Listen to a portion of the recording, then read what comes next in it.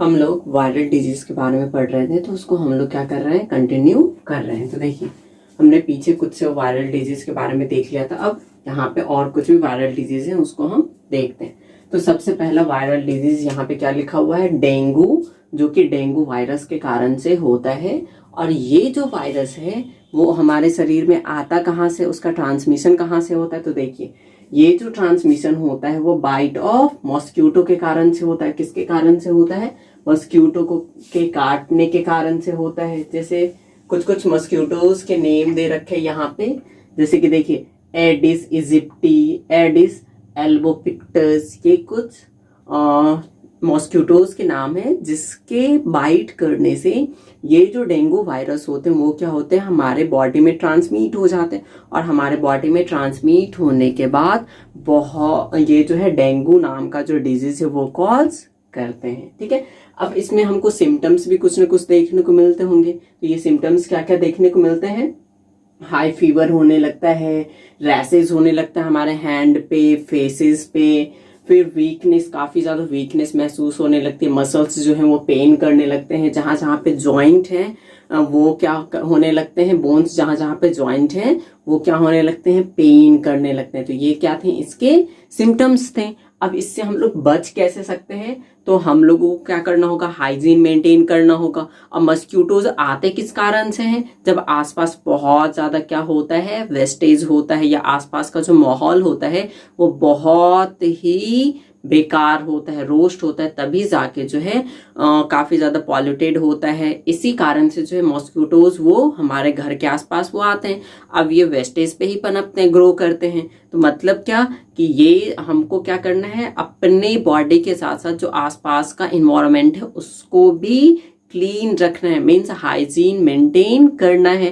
साथ ही साथ जो मॉस्क्यूटोज रेपेलेंट होते हैं, मॉस्क्यूटोज से बचने के लिए जो जो हम अपने घर में यूज कर सकते हैं वो यूज करने चाहिए, जैसे मॉस्क्यूटोज नेट वगैरह हो गए। और प्रॉपर मेडिकेशन बाय डॉक्टर की हेल्प से जो है प्रॉपर मेडिकेशन करते रहना चाहिए। उनकी जैसे जैसे एडवाइस होती हैं उनको हमको क्या करना चाहिए, फॉलो करना चाहिए, तब जाके हम इस डेंगू से क्या कर पाएंगे, रिलीफ ले पाएंगे। ठीक है, अब नेक्स्ट देखते हैं। नेक्स्ट है हमारा मीजल्स। क्या है, मीजल्स। ये जो मीजल्स होते हैं वो स्पेशली होते हैं चिल्ड्रंस में। किस में होते हैं, चिल्ड्रंस में होते हैं। और ये जो मीजल्स है ना वो 10 या 15 दिन के बाद पता चलता है, इसको हम तुरंत नहीं जान पाते हैं। ठीक है, ये स्पेशली बच्चों में होते हैं जिसका पता जो है वो 10 या उसके बाद रहते, 10 दिन या उसके बाद हमको पता चलते हैं। ठीक है, और ये कौन से वायरस के कारण से होते हैं, ये होते हैं रूबेओला वायरस के कारण से। कौन से, रूबेओला वायरस के कारण से होते हैं। और इसमें क्या क्या सिम्टम्स दिखते हैं, जैसे फीवर होना, वोमिटिंग्स होना, रैसेस निकल आने स्किन पे, सेंसिटिव टू लाइट, लाइट को देख के बहुत ज्यादा जो है ना प्रॉब्लमैटिक क्रिएट होना, लाइट को अच्छे से हम लोग जो है सेंसेशन नहीं कर पाते हैं। कौन से डिजीज में, मीजल्स में। अब इससे बच कैसे सकते हैं, तो इससे बचने के लिए हमको क्या करना होगा, जो भी इससे इन्फेक्टेड पर्सन होंगे उसको कंप्लीट बेड रेस्ट देना होता है। फिर वो जो भी वाटर वगैरह पिएंगे उसको फिल्टर करके देने के साथ साथ उसको बॉइल करके भी देना होता है। ठीक है, अब ये जो है ट्रांसमिट किससे होते हैं, इसको तो देखना ही भूल गए थे। जो ये जो ट्रांसमिट होते हैं वो होते हैं एयरबोर्न जो डिजीज होते हैं उसके कारण से। ठीक है, अब नेक्स्ट देखते हैं हम लोग येलो फीवर। किसके बारे में, येलो फीवर के बारे में। तो ये जो येलो फीवर होते हैं ये कौन से बैक्टीरिया के कारण से होते हैं, फ्लावी वायरस के कारण से होते हैं। सॉरी, वायरस के कारण से होते हैं। ये कौन से वायरस के कारण से होते हैं, फ्लावी वायरस के कारण से होते हैं। और ये भी जो है मॉस्क्यूटो द्वारा ही ट्रांसमिट होते हैं। और ये कौन से मॉस्क्यूटोज हैं, वही एडिस इजिप्टी जो है वही मॉस्क्यूटोज है जिसके थ्रू ये ट्रांसमिट होते हैं। अब इसमें क्या क्या देखने को मिलता है सिम्टम्स, तो फीवर होते हैं, हेडेक देखने को मिलता है, बैक पेन होने लगता है, वॉमिटिंग होता है, जॉन्डिस होता है, मीन्स हमारा जो आईज वगैरह होते हैं, स्किन्स वगैरह जो होते हैं वो येलो येलो होने लगते हैं। ठीक है, वो आपने सुना होगा ना, पीलिया बुखार होना, पीला बुखार होना, वही है। ठीक है, इसमें क्या होने लगता है, कभी कभी जो है ह्यूमंस की इसमें डेथ भी हो जाती है। ठीक है, यदि प्रॉपर वे से जो है इसमें यदि इलाज नहीं हो पाता है तब इसमें ह्यूमंस की डेथ भी हो सकती है। ठीक है, अब इससे हम लोग बच कैसे सकते हैं? तो इसमें बचने के लिए कि हम लोग वैक्सीनेशन करवा लें। क्या करवा लें? वैक्सीनेशन करवा लें, या फिर हम लोग प्लाज्मा ट्रांसफ्यूजन करवा लें। प्लाज्मा ट्रांसफ्यूजन मतलब क्या? हमारा जो ब्लड जो है वो जो गंदा हो चुका रहता है उस ब्लड को निकलवा के नया ब्लड अपने बॉडी के अंदर ट्रांसमीट करवा लें, तो उसी को हम लोग बोलते हैं प्लाज्मा ट्रांसफ्यूजन। तो प्लाज्मा ट्रांसफ्यूजन करवा लें, या फिर यूजेस ऑफ मस्क्यूटो रिपेलेंट। और साथ ही साथ हमको क्या ध्यान रखना होगा कि ये जो मस्क्यूटोज रिपेलेंट है, नेट वगैरह का यूज कर मस्क्यूटोज नेट वगैरह का यूज करना काफी जरूरी है। ठीक है, अब नेक्स्ट है एक और जिसको हम लोग जानते हैं चिकनगुनिया। कौन सा? चिकनगुनिया। ये जो चिकनगुनिया है ये चिकनगुनिया वायरस के कारण से होता है। और ये किससे ट्रांसमिट होता है? तो देखिए, by the bytes of Aedes aegypti mosquito. और ये भी मॉस्क्यूटो के कारण से ही ट्रांसमिट होते हैं हमारे बॉडी के अंदर। और इसमें क्या क्या सिम्टम्स देखने को मिलते हैं? तो देखिए, सडन ऑनसेट ऑफ फीवर, अचानक से बुखार आ जाना। ठीक है, और जो भी हमारा जॉइंट है उस पर बहुत ही ज्यादा गंभीर रूप से जो है ना, बहुत ही गंभीर रूप से जो पेन होता है। ठीक है, ये इसके मेन सिम्टम्स हैं।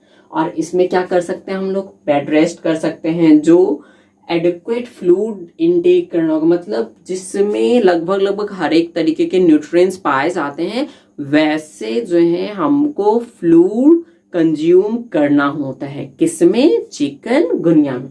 तो ये थे वायरसेस से होने वाले डिजीज सिम्टम्स, ये ट्रांसमिट कैसे होते हैं और इससे हम लोग बच कैसे सकते हैं इसके बारे में। ठीक है, तो ये हमने देख लिया।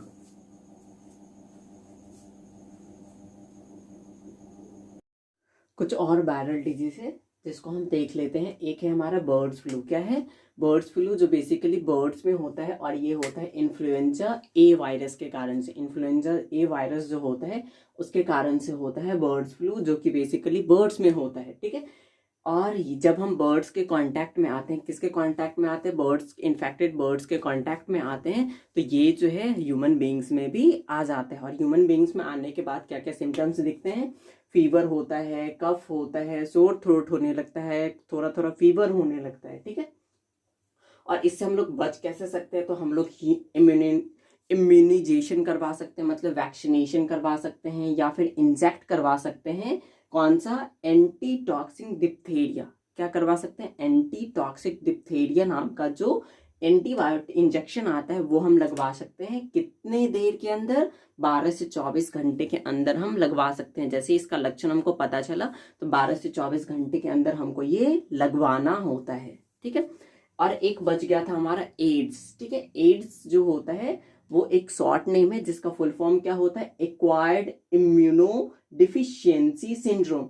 एक्वायर्ड इम्यूनो डिफिशियंसी सिंड्रोम होता है, जो कि एक वायरस है HIV, उसके कारण से होता है। अब ये HIV का फुल फॉर्म क्या होता है? वो होता है human immuno deficiency virus. Human immuno deficiency virus. ठीक है, और इसमें जो होता है वो बेसिकली देखिए, इट डिस्ट्रॉय इम्यूनिटी सिस्टम। ये हमारे इम्यूनिटी सिस्टम पे ही डायरेक्ट जाके अटैक करता है। अटैक करने के कारण से है हमारे इम्यूनिटी सिस्टम इतने कैपेबल नहीं रह पाता है कि वो एड्स से स्ट्रांगफुली क्या कर पाए? वॉर कर पाए। ठीक है, फाइट कर पाए। और ये कैसे ट्रांसमिट होता है? तो ये हो सकता है सेक्सुअल कांटेक्ट से, ब्लड ट्रांसफ्यूजन से, मतलब हम ब्लड किसी को डोनेट करते हैं, अगर हमको एड्स है तो वो जो है वो उसको भी हो जाएगा। नेक्स्ट हो सकता है मदर टू चाइल्ड से। ये मदर से डायरेक्ट चाइल्ड में भी ट्रांसफर हो सकता है। ठीक है, और इसमें हमको सिम्टम्स क्या देखने को मिलते हैं? हमारा जो वेट होता है वो काफी लॉस हो जाता है, कफ होने लगता है, हेडेक होने लगता है, स्किन पे रैशेस देखने को मिलते हैं, जो हमारा विजन होता है ना वो ब्लर्ड हो जाता है, धुंधला धुंधला सा हमको दिखाई देना शुरू हो जाता है। ठीक है, ये किस में होता है? एड्स में। और इससे हम लोग बचने के लिए कुछ मेडिसिन हैं, अगर ये टाइम पे लग जाते हैं तो चांसेस होते हैं एड्स से बचने के। ठीक है, इसके अलावा और कोई जो है हमारे पास अभी इसका कोई ट्रीटमेंट नहीं है। तो वो एक कौन सा ड्रग्स है जिसका नाम है anti retroviral drugs. Anti retroviral drugs यदि टाइम पे लग जाता है, अगर ये ड्रग्स टाइम पे आ जाता है बॉडी के अंदर, तो चांसेस होते हैं इससे रिलीफ होने के। अगर ये टाइम चला जाता है इससे रिकवर करने का, तो फिर कुछ भी असर नहीं होता है। ठीक है, इसके अलावा हमारे पास अभी इसका कोई और ट्रीटमेंट नहीं है। तो ये थे हमारे डिजीज के बारे में जिसको हमने देख लिया। ठीक है।